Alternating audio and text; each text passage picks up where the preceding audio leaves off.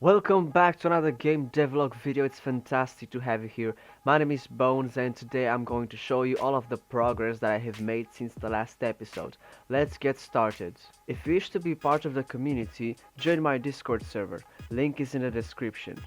The rocket ships were very weak and mostly useless against the player, since the player could just shoot down the missiles very easily and take out the enemy within seconds. In order to balance this, I have increased the turning speed and movement speed of the rocket ship missile, making it more effective. On the same note of balancing, I have increased the health of the boss from 1000 to 1500, while also increasing the agility and speed of the boss missiles as well. Next I worked on and finished the right side of the rocket launcher. At this point many bugs and shortcomings of the system were coming into view. One such bug is that the missiles would not be instantiated facing properly and that they were stacked one above each other. All of these bugs were fixed and all that I am left with is a perfectly functional rocket launcher system. The way the rocket launchers function is as follows.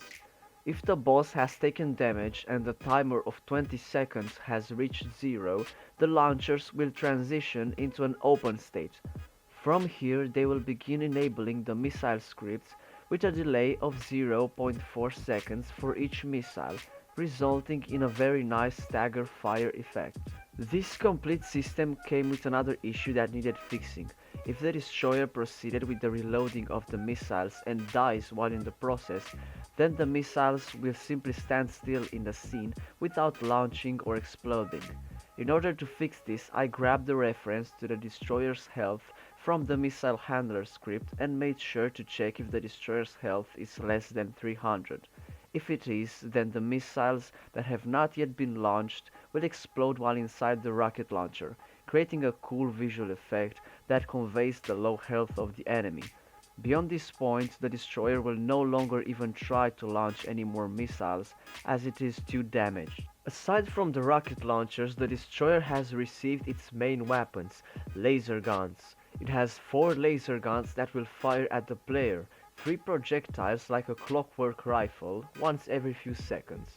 In order to make the fight against the destroyer even more challenging and exciting, as the destroyer takes damage, its fire rate increases. Besides this, once every 10 to 15 seconds, the destroyer will enter a charged up state where it will decrease its own reload rate all the way down to around 0.4 seconds.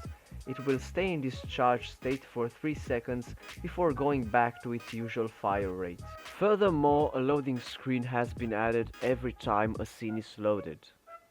I've also put even more work into the intro cutscene. The initial frame is finished and I have begun work on the frame within the interior of the space station. However, since my main skill isn't art, its progress is a bit slower than desired. For the exterior frame, I will have a transport ship come in close to the station's main dock.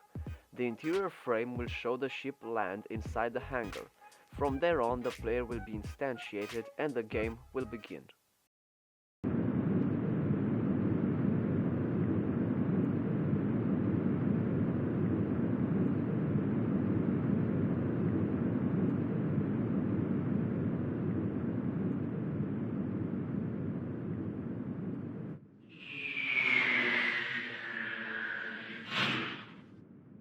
With that, thank you so much for watching. If you enjoyed today's video, likes, favorites, shares, comments, all that good stuff helps out me, helps out the channel, and most importantly, it shows me that this is a series you wish to see continue. Again, thank you for watching, and goodbye.